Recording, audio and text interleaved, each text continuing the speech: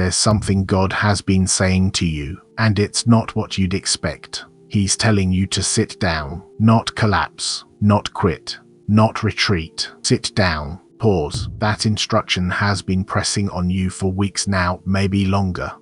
And every time you try to follow it, something in you resists.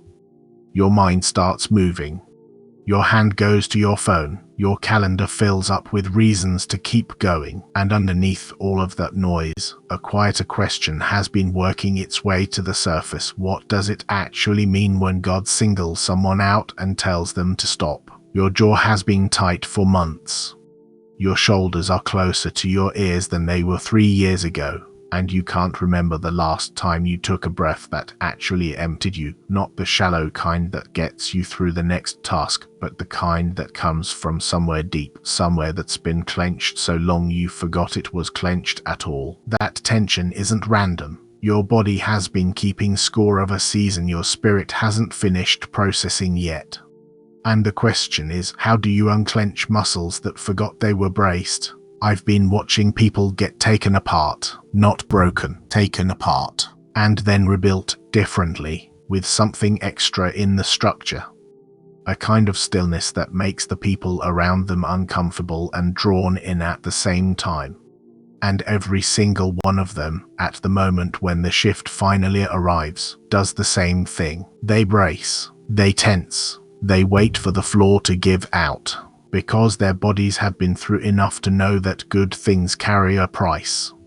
So when the good thing finally shows up, the first instinct is to look for the trapdoor underneath it. That instinct isn't wrong. It was earned. It kept you standing in seasons that should have flattened you. But that season has closed. God isn't telling you to sit down because something terrible is coming. He's telling you to sit down because what's arriving is so significant that a nervous system still braced for impact won't be able to hold it. This isn't protection from destruction. It's grounding for reception. And if every word from God has sounded to you like a warning, the first thing that needs to shift isn't your circumstances. It's the way you've been trained to hear the voice of the one who's been arranging those circumstances from a place you couldn't see. What's happening right now doesn't follow a straight line. It's not gradual improvement or slow accumulation. What I keep coming back to is this image, a sealed system, pressure building inside it for years. When that system finally opens, the release doesn't trickle out. It arrives all at once, compressed, with more force than anything gradual could have prepared you for. That's why the instruction is stillness, not because stillness earns the release. Because stillness is the only thing that lets the release land without shattering what it was meant to fill. Most people who have been chosen never get told this part. The language of breakthrough and declaration and spiritual warfare tends to skip right over it. And I keep asking myself, why? Why does so much of that language skip past the very thing standing between you and what God has already put your name on? That's the question I keep returning to. And the answer is going to change how you see the last 3 years of your life. The people around you have watched you survive things that should have ended you. They saw you lose things and not collapse. They sat with you in silence long enough that they stopped asking if you were okay, not because they didn't care, but because they ran out of ways to measure what they were seeing. What they couldn't see was that the silence wasn't empty. It was a containment field. It wasn't just protecting you from what was outside. It was shaping what was forming within you, the way pressure shapes what crystallizes beneath it. What was growing inside that silence was too fragile, too specific, too valuable to be exposed before it was ready. You weren't abandoned. You were quarantined, and the quarantine is lifting. Pause. What that actually means, in real, material terms, isn't what most of the language around blessing and breakthrough would have you expect. Most of that language was written by people who'd never been inside a quarantine. They were describing it from the outside. They didn't know what the pressure feels like from within. They didn't know that when the seal finally breaks, the first thing that hits you isn't joy, it's vertigo. The sudden absence of resistance after years of pushing against it. The disorientation of realizing the weight you've been carrying wasn't yours to carry, and the release of it feels so unfamiliar that your body reads relief as a threat.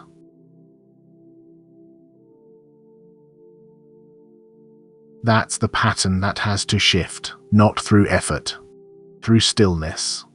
Through the specific, deliberate, counter-instinctual act of sitting down when everything in you is screaming to stand up and brace. I want to take you back to something that happened to me, not because my story is the point, but because the pattern inside it is the same pattern operating inside yours. What I couldn't find from inside that period of isolation was any evidence that the silence around me was purposeful rather than punitive. There was no signal from the outside distinguishing divine protection from divine abandonment. Both feel the same. Both produce the same stillness, the same closed doors, the same complete absence of forward motion. That's what makes the quarantine so hard to survive with your faith still intact, because being set apart for something and being set aside from something are almost impossible to tell apart until the moment the seal breaks. When God seals someone inside that kind of silence, He's not punishing them. He's protecting what He placed in them from environments that would have drained it before it was ready. Every relationship that ended, every door that closed just before you reached it, every opportunity that dissolved in your hand, those weren't rejections. Those were seals locking into place around something that couldn't be exposed yet, because exposure at the wrong moment would have destroyed it. And now those seals are breaking. I want to take you back to something that happened to me, not because my story is the point, but because what I found inside it, I think you'll recognize. What I couldn't locate from inside that season of isolation was any evidence that the silence around me was purposeful rather than punitive. There was no signal, nothing that distinguished being protected from being forgotten. Both feel the same from the inside. Both produce the same stillness. The same closed doors, the same absence of movement. That's precisely what makes it so hard to survive with your faith still breathing, because being set apart for something and being set aside from something are identical until the moment the seal breaks. When God seals someone inside a season like that, He isn't punishing them. He's protecting what He placed inside them from environments that would have drained it before it was ready. Every relationship that ended, every door that shut, every opportunity that dissolved just as you reached for it, those weren't rejections.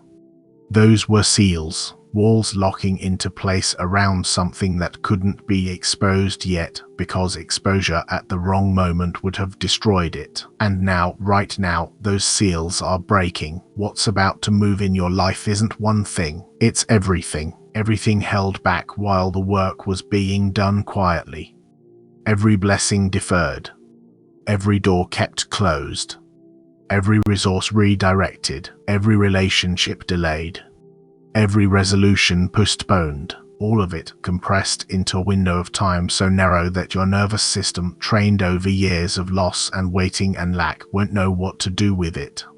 It'll read abundance the same way it learned to read danger. That's why the instruction is to sit down. Not because something is wrong. Not because the storm is coming to take from you, because the flood is coming to fill you, and a vessel that's still braced for impact will experience that as drowning. The people who have been through this kind of preparation know something about it that's hard to put into words. The training can't be shortened or borrowed or skipped. Its entire purpose is to remove every dependency that would have made the inheritance a burden instead of something you could actually carry. Every false support was taken away not as punishment, but so that what remained could hold weight it had never held before. That's not optional. It's the prerequisite. And what comes next, already in motion, would have undone an earlier version of you simply by showing up. I want to say something now that I haven't said publicly before. I'm not offering it as metaphor. The reason so many chosen ones have spent years in invisibility, financial pressure, and relational isolation isn't because something was wrong with them. It's because what they were carrying was significant enough that the systems around their lives, spiritual, material, relational, had to be rebuilt before the inheritance could arrive somewhere safe. The recalibration wasn't about your readiness to receive. It was about something more specific than most people ever told you in those breakthrough services and prayer lines. You weren't ready, not because you were lacking, but because the version of you that existed when the inheritance was first assigned would have misused it without knowing. You would have built something that looked like success from the outside, but was really just a larger version of the same captivity you were meant to walk out of. And God looked at that and said no. He held it in escrow. He sealed you in. And he began the slow, quiet, painful work of rebuilding you into someone who could carry what was coming without being broken by it. That's the season that's ending. The question now isn't whether the release is coming. It's already in transit. The question is whether you'll receive it with a body still braced for collision, jaw still locked, shoulders still up, still scanning for a threat that isn't there anymore, or whether you'll do the one thing your training has made nearly impossible. Sit down, exhale. Let it land. The hardest command in scripture for someone who's been through this isn't go or speak or build. It's wait. And underneath wait, there's something even harder. Rest. Not rest as laziness, not rest as giving up. Rest as the deliberate, counter-instinctual choice of someone who's been trained by battle to expect a trap behind every open door, and who has to unlearn that training to walk through doors that have no traps at all. The shift from defense to dynasty isn't gradual. You cross it in a single moment. The moment you stop bracing for what might go wrong and start receiving what's already been made right. The only thing standing between you and that moment is a nervous system still running old code. And here's something the enemy has understood far better than most believers. He doesn't need to stop the blessing from arriving. He only needs your nervous system activated enough that when it does arrive, you can't receive it, can't rest in it, can't steward it. You'll spend the entire season waiting for the other shoe, and the energy it takes to stay in that state of vigilance is the exact same energy that was meant to build what the blessing was sent to fund. That's the war, not over whether the blessing exists. Over whether you can stay still enough to let it land. That's why the instruction is sit down. I want to stop here for a moment, not to make a point, but because I know what this feels like from the inside. I know that being told to rest after years of not being able to rest can feel like salt pressed into something that hasn't healed. I know the exhaustion you're carrying isn't the kind that sleep fixes. I know that the idea of sitting down, of actually releasing the tension you've been holding, feels irresponsible, like dropping something that will shatter the second your grip loosens. That's the war. Not over whether the blessing exists. Over whether you can stay still enough to let it land. And that's why the instruction is sit down. I want to stop here for a moment, not to make a point, but because I know what this feels like from the inside. I know that hearing someone tell you to rest, after years of being unable to rest, can feel like salt in a wound. I know the exhaustion you carry isn't the kind that sleep fixes. And I know that the idea of sitting down, of actually releasing the tension you've been holding, can feel irresponsible, reckless. Like dropping something that will shatter the moment you let go. But the thing you're holding, the thing you've been holding for years, it was never really yours to carry. It was the weight of a containment field that has now served its purpose. And that field is opening. The question that has been burning underneath every false start, Every prayer that seemed to go unanswered, it's about to be answered. Not with an explanation, with a weight of glory so heavy that you'll finally understand why the preparation had to take this long. So before you hear another word about strategy or warfare or what move you're supposed to make next, you need to understand what stillness actually unlocks, because the enemy's entire campaign against your life has been designed to keep you too activated to reach it. I've watched this happen enough times to see the pattern before the person living it can see it themselves. Someone receives the instruction to sit down, to stop bracing, to release the vigilance, and somewhere between the exhale and the stillness, something inside them panics. Not because they don't trust God, because their body has been trained to read stillness as danger. For years, the only time things went quiet was right before something broke. Peace was the warning sign. Calm was the setup. So when the real stillness finally arrives, the kind God is commanding, the nervous system reads it as a trap. And they do what they've always done. They brace harder. Here's what that bracing actually costs. The blessing that's been held in reserve, the provision, the open doors, the relationships that don't drain you, the kind of authority that doesn't need to shout. All of it is waiting on one thing. Not your performance. Not your perfection. Your stillness. Because what's coming can't assemble itself inside someone still vibrating at the frequency of survival. You can't build something lasting on a war footing. You can't receive an inheritance with clenched fists. And the reason most people never cross from preparation into possession isn't that God changed his mind, or that the timing was off, or that the enemy outmaneuvered them. It's that they couldn't stop bracing long enough to let the thing land. There's something in scripture I didn't understand for years, and when I finally saw it, it reframed everything I thought I knew about how God moves in the lives of people he's selected for something significant. Go back to Exodus 14. The Israelites are standing at the edge of the Red Sea. Pharaoh's army is closing in behind them. Water in front, chariots behind, nowhere to go. And they panic. They do exactly what any of us would do. They start strategizing, blaming Moses, romanticizing Egypt, running through every possible outcome in their heads. And Moses says something that has never made sense to the human nervous system. He says, "Stand still and see the salvation of the Lord.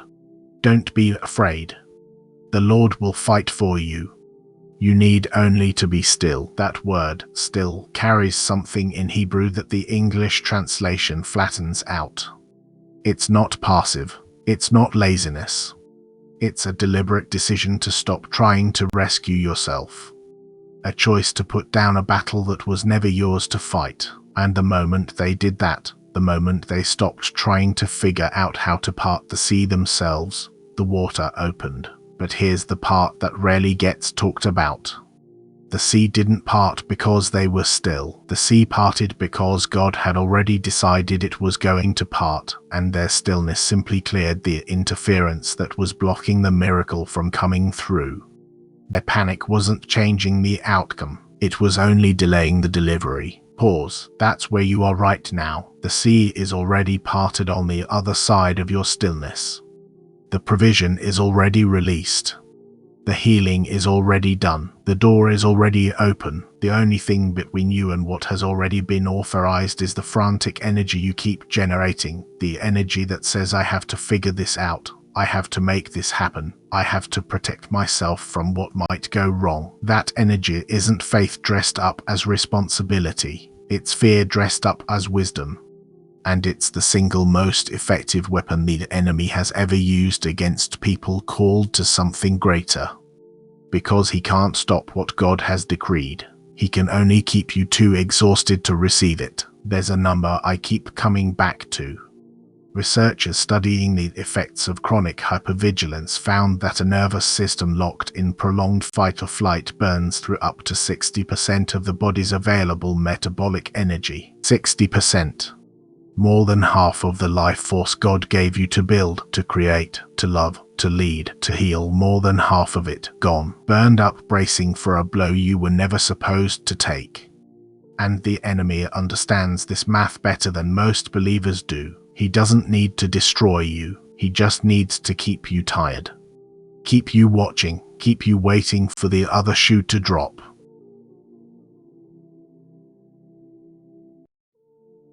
Because a person who is exhausted is a person who cannot occupy the ground they were meant to hold. That word, still, carries something in Hebrew that the English translation doesn't quite reach. It's not passive.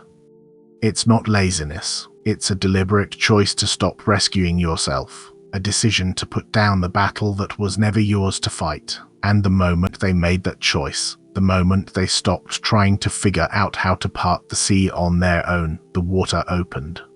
But here's the part that almost never gets talked about. The sea didn't part because they were still. The sea parted because it was always going to part. Their stillness just cleared the interference. Their panic wasn't changing the outcome. It was only delaying it. Pause. That's where you are right now. The sea is already parted on the other side of your stillness. The provision is already released. The healing is already done. The door is already open. The only thing standing between you and what's already been set in motion is the frantic energy you keep generating. The energy that says, I have to figure this out. I have to make it happen. I have to protect myself from what might go wrong. That energy isn't faith dressed up as responsibility. It's fear dressed up as wisdom. And it may be the most effective weapon ever used against someone like you, because it can't stop what's being decreed. It can only keep you too activated to receive it. Here's a number worth sitting with. Researchers studying chronic hypervigilance found that a nervous system locked in prolonged fight or flight can burn up to 60% of the body's available metabolic energy. 60%, more than half the life force you were given to build, to create, to love, to heal, gone. Spent bracing for a blow you were never meant to take. And something knows this math. It doesn't need to destroy you. It just needs to keep you tired. Keep you watching, keep you waiting for the other shoe, because someone exhausted can't occupy the territory they were meant for. I keep coming back to a verse in Isaiah 30. I've returned to it more times than I can count over the last 20 years. The Lord says, in returning and rest you shall be saved, in quietness and trust shall be your strength. But you were not willing.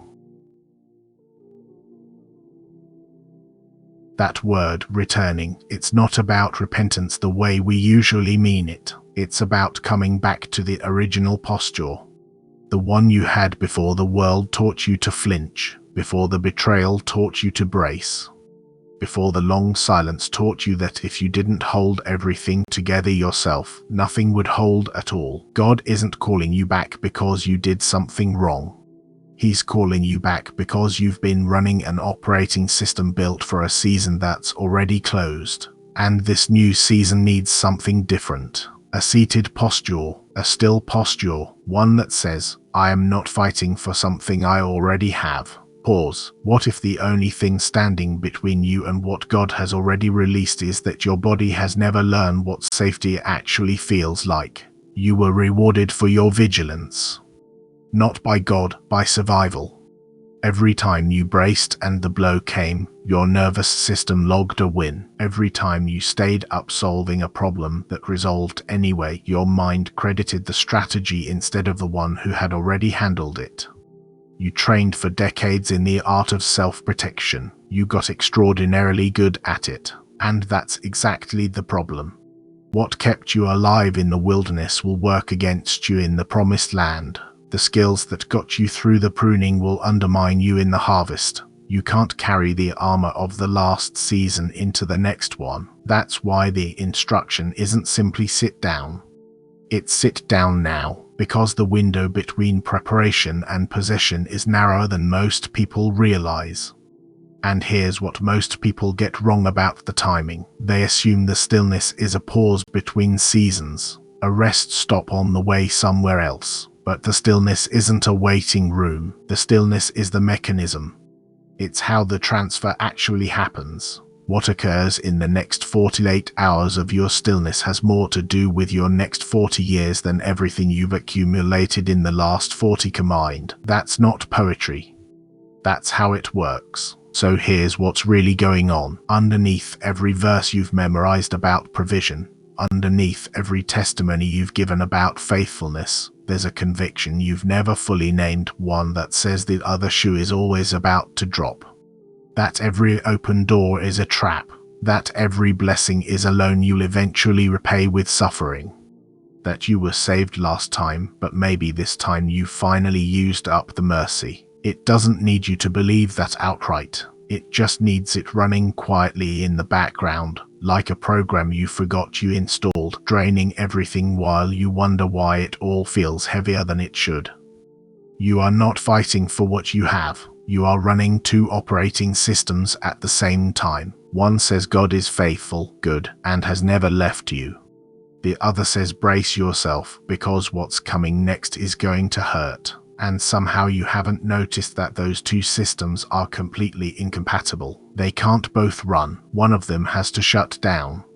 You don't believe the war is over. That's the core of it. Underneath every verse you've memorized about provision and protection, underneath every testimony you've given about God's faithfulness, there's a conviction you've never fully surfaced. It says the other shoe is always about to drop. That every open door is a trap. That every blessing is a loan you'll eventually repay with suffering. That God came through last time, but maybe this time you've finally used up the mercy. The enemy of your assignment doesn't need you to believe that outright. He just needs you to keep it running quietly in the background, like a program you forgot you installed, draining everything while you wonder why it all feels so much slower and heavier than it should. You're running two systems at once. One says God is good, faithful, present, and has never once left you. The other says brace yourself, because what's coming is going to hurt. And somehow you haven't noticed those two can't coexist. They're completely incompatible. One of them has to shut down. You learned the second one early. It didn't come with you, but it arrived before you had words for it. By the time you were old enough to name it, it had already fused with who you were so completely that the people around you mistook your hypervigilance for maturity. They called you an old soul, wise beyond your years. What they were actually seeing was a child who learned to read a room at 7 years old because the emotional weather in the house could shift without warning. The only way to stay safe was to feel the shift before it arrived. That child grew up and turned the survival skill into a doctrine. Now God is asking you to lay it down, not because it was wrong. It wasn't wrong, it was accurate. It kept you alive. It navigated you through something that would have swallowed someone less attuned. But you're not in that place anymore. The antenna you built to detect danger has no setting for peace. It scans for threat or it scans for nothing. When the threat doesn't come, it doesn't relax, it amplifies, searches harder, convinced the danger must just be hiding better. This is why you can't rest. This is why stillness feels like irresponsibility instead of obedience. That instrument wasn't built for peace. It was built for war, and the war is over. That's what's really happening when someone called and chosen sits down and everything inside them screams to stand back up. It's not warfare from the outside. It's a nervous system that never received word that the threat has passed. Real discernment doesn't brace.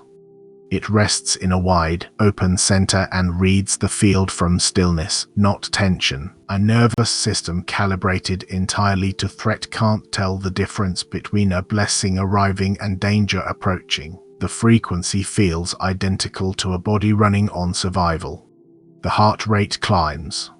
The mind generates worst-case scenarios at a speed that feels like preparation but functions more like sabotage.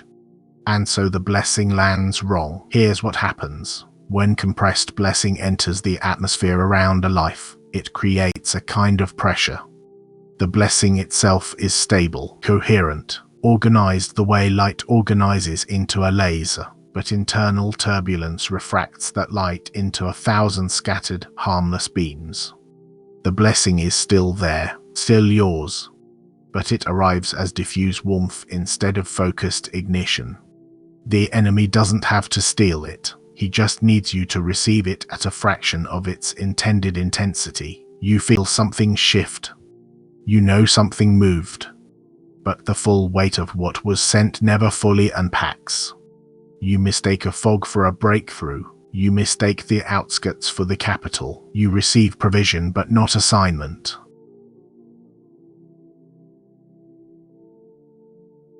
Favor but not authority. Relief but not dominion. You never find out what was actually in the package because you never fully sat down. Never fully unclenched. Never let the breath fall far enough to reach the place where the real work was waiting. So here it is, as plainly as it can be said. You're going to feel a shift in your chest in the very near future. It will feel like the dropping of a weight you didn't know you were carrying because you'd carried it so long it became part of how you understood yourself. When it drops, the old programming will immediately read that lightness as a warning. Don't let it. The lightness is not the silence before a storm. The lightness is the storm having passed. The quarantine is complete. The asset is cleared for deployment. The second thing that happens is a rush, resolved situations, unclogged channels, pieces suddenly moving, arriving so fast that the speed itself triggers the old panic response that mistakes momentum for disaster. Don't let that happen either. The motion isn't chaos. It's the accumulated interest on every prayer you thought went unanswered, being released into your life all at once. And the third thing is the hardest. You'll have to resist the urge to take credit for the stillness itself, to turn the surrender into a new performance, to sit down and quietly congratulate yourself on how well you're sitting. That impulse is the last breath of the old system, the one that needs you to keep doing something, managing something, earning something so the mercy doesn't run out. But the mercy was never running out. It was running over. You were just too braced to get wet. Pause. Chosen says down doesn't mean chosen goes passive. It means chosen finally becomes positioned. And what God releases into a positioned, surrendered life in a single quiet moment, it dwarfs everything the striving produced across an entire decade. Stop bracing. You know something moved, but the full weight of what was sent never fully unpacks. You mistake a fog for a breakthrough. You mistake the outskirts for the capital. You receive provision but not assignment, favor but not authority, relief but not dominion. You never find out what was actually in the package because you never fully sat down, never fully unclenched, never let the breath fall far enough to reach the place where the real work was waiting. So here it is, as plainly as it can be said. You're going to feel a shift in your chest in the very near future. It will feel like the dropping of a weight you didn't know you were carrying because you'd carried it so long it became part of how you understood yourself. When it drops, the old programming will immediately read that lightness as a warning. Don't let it. The lightness is not the silence before a storm. The lightness is the storm having passed. The quarantine is complete. The asset is cleared for deployment. The second thing that happens is a rush, resolved situations, unclogged channels, pieces suddenly moving, arriving so fast that the speed itself triggers the old panic response that mistakes momentum for disaster. Don't let that happen either. The motion isn't chaos. It's the accumulated interest on every prayer you thought went unanswered, being released into your life all at once.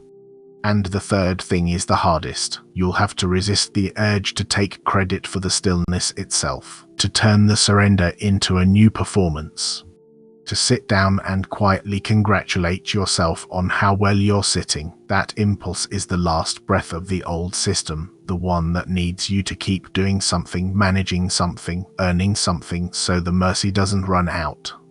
But the mercy was never running out. It was running over. You were just too braced to get wet. Pause. Chosen says down doesn't mean chosen goes passive. It means chosen finally becomes positioned. And what God releases into a positioned, surrendered life in a single quiet moment, it dwarfs everything the striving produced across an entire decade. Stop bracing.